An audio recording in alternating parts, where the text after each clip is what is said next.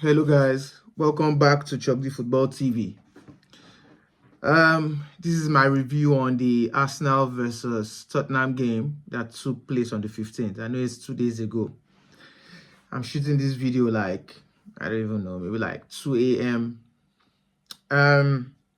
Yeah, let's talk about the game. The game that took place on the 15th. The North London derby between Arsenal versus Tottenham Hotspur. As you guys know, I'm an Arsenal fan. I support Arsenal and Real Madrid. I know I've said it 1,000 times, 1,000,000 times. You just have to get used to it. It was a very interesting game. It was a game of two halves. If you watched the game, Arsenal were all over Tottenham. Like the first 20 minutes, Arsenal dominated possession. Arsenal pinned them back. Seriously, they could barely even leave their box 18. Arsenal was all over them. But it's the same thing that most Arsenal fans, and not even Arsenal fans, but football lovers, lovers of the Premier League, know that Arsenal suffer from a lack of a bagsman, somebody that can score goals, somebody that can put the ball into the net. That is what Arsenal suffers from. The chances are not a problem. Arsenal create a lot of chances. Odegaard creates a lot of chances. When Saka was fit, he will create a lot of chances, but Arsenal just lack a proper number 9. They lack a bagsman, like I'll say. They lack somebody like Erling Haaland. I think that is what has affected Arsenal, not just this season, but the previous 2 seasons where they were close to winning the Premier League. They just lacked that cutting edge. And with what is going on now, as we all know, Gabriel Jesus is injured, probably for the whole season, and even till half of next season, so he's out of the picture for now. Eddie Nketiah is out of Arsenal. So Arsenal don't have a proper standard number 9. Hence why they use Havertz as a makeshift number 9. But is Havertz the answer? No, he's not the answer. He's done well. He's tried his best. To be fair to the guy, he's tried his best. He's coming clutch for Arsenal a couple of times this season, even more than a couple of times this season. But he's not the answer.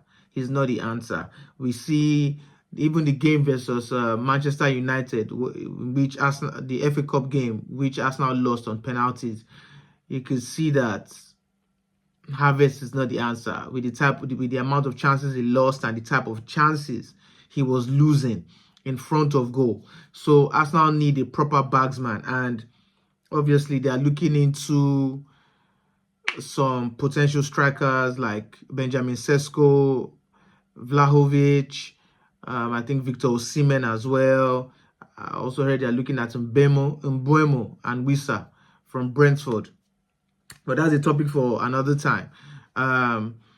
Speaking on the game, I was very shocked when Tottenham, would I say shocked? I wouldn't say shocked per se, but shocked at the same time when Tottenham took the lead. It was kind of a sloppy goal because it was a deflection from, I think it was Gabriel. I think it was a deflection from Gabriel. A nice shot, a nice rebound shot from Heung-min Son.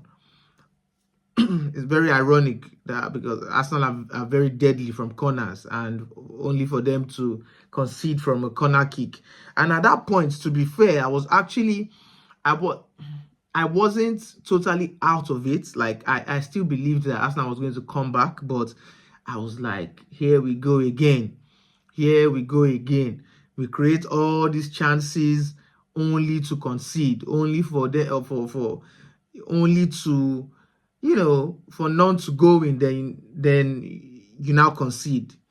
At that point, I kind of thought that the players were going to drop their heads. But big ups to the players. Big ups to the players. They didn't drop their head. They fought back. They fought back hard and tough. And we see that Arsenal, for most of the game, Arsenal dominated possession, to be fair. Arsenal really put a foot wrong. It was just that they kept on missing chances. Arsenal kept on missing chances, because although the game ended 2-1, that game could have ended 4-1. That game could have ended 4-1 if Arsenal converted a lot of the chances they had in box 18. But luckily, Gabriel, who is probably Arsenal's best attacker at this point, came in clutch again with a wonderful header from a very tight space. I don't know how he managed to get his head on that ball, but it was a very good corner from I think it was Declan Rice. Was it Declan Rice that played that corner? I think it was Declan Rice. I might be wrong, but it was a good corner and good header from Gabriel Magalhaes. Very good corner, good header from Gabriel Magalhaes. And it was a deflection from, I think, Dominic Solanke. It was a deflection from Dominic Solanke, which, Arsenal came back, equalized 1-1. At that point, it was to go for the win. It was to go for the win, and at that point, it was anybody's game, to be fair, because 1-1 is a very fragile score.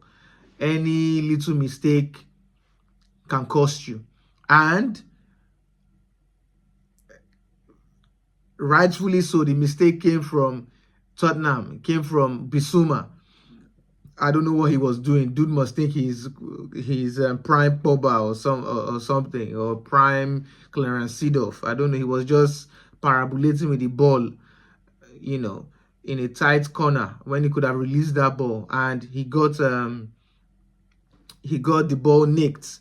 I think it was Thomas Partey, who had a very special shout out to Thomas Partey. He had a very solid game. He wouldn't get a lot of praise, but he had a good game. He had a good game. And if Bissouma got outpossessed and the ball was given to Leandro Trossard, who scored to make the game 2-1.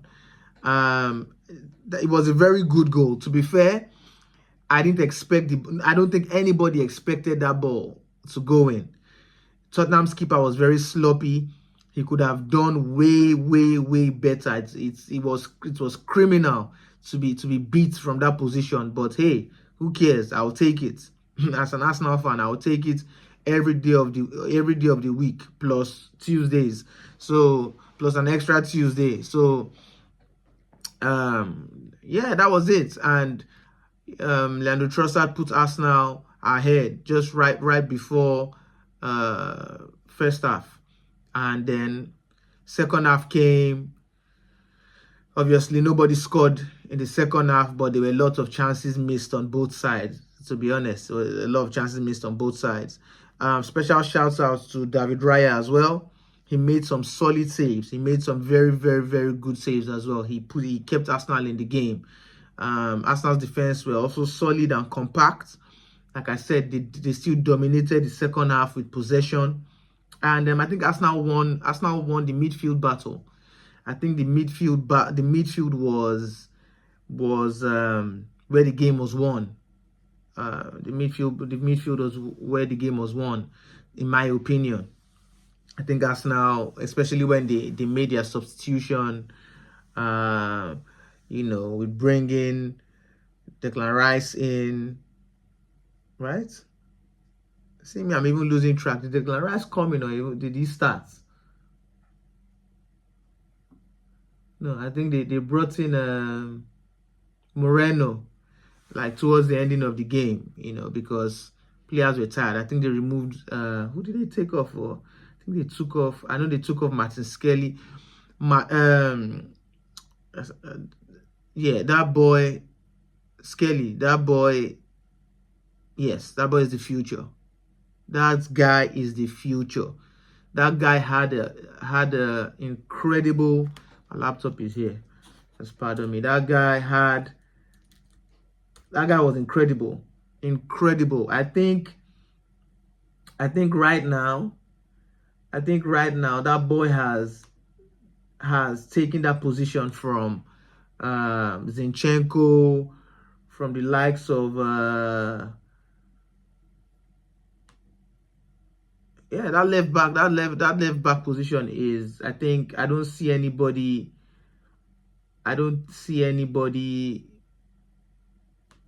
pushing him out right now.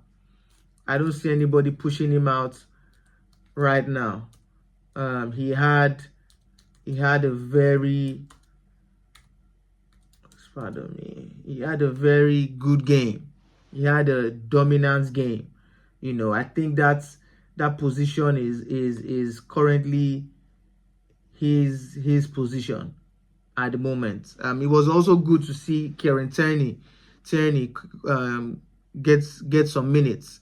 You know, I haven't seen him in a long time since he got back from Real Sociedad. So it was good to see him. You know, it was good to see him come back and have some minutes. But yeah, Lewis Kelly, he had an incredible game. I would say for me, he had a man of the match performance. You know, this is his first derby, and I watched the his post-match interview with what's his name? Ian Wright. His post-match interview with Ian Wright. The boy was very composed on the ball, very strong, very aggressive. You know, was coming into the midfield sometimes.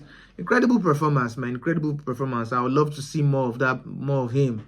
And it seems that Arteta, you know, it's good to see that Arteta is trusting, you know, these young boys. You know, sometimes the answer you're looking for is in your house. Sometimes the answer you're looking for isn't outside; it's in your house. You know, and I think even now that Arsenal lack strikers, I think Arteta should go to the team B and take a striker from there till we get somebody elite. Why not? Why not? You never know.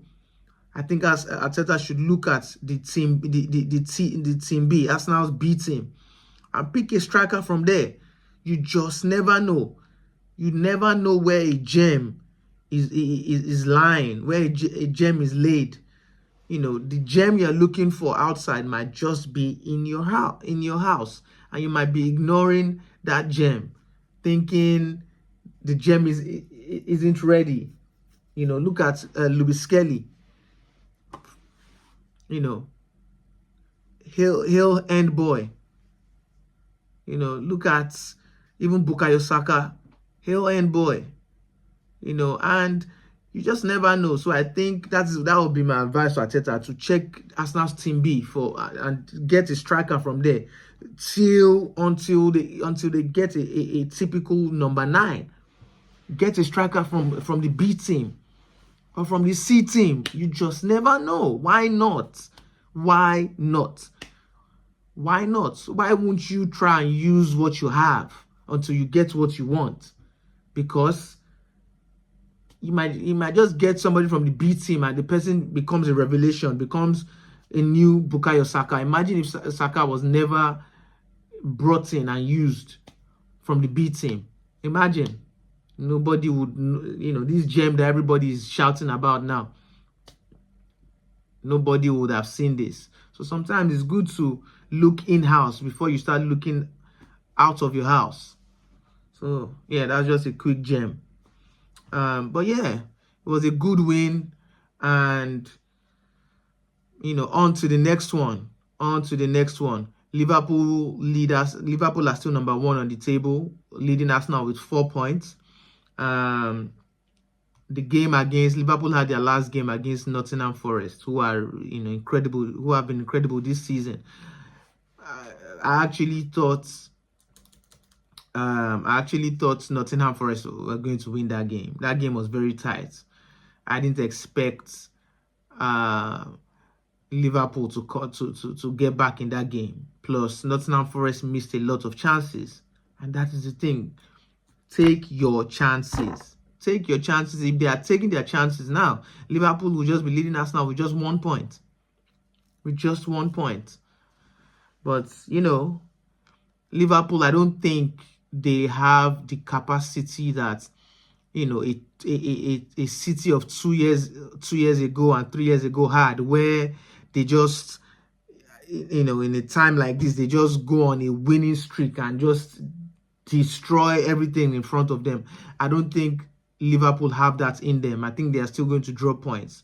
So I think it's Liverpool's trophy to lose, but also it's Arsenal's trophy to gain. It's Arsenal's trophy to gain. So Arsenal just need to keep on doing what they're doing. If hopefully they can get an elite striker in this January transfer window, who would, you know, a bagsman, a typical bagsman who would put all those chances to good use. And who knows, Arsenal things can happen. We've seen things happen in football.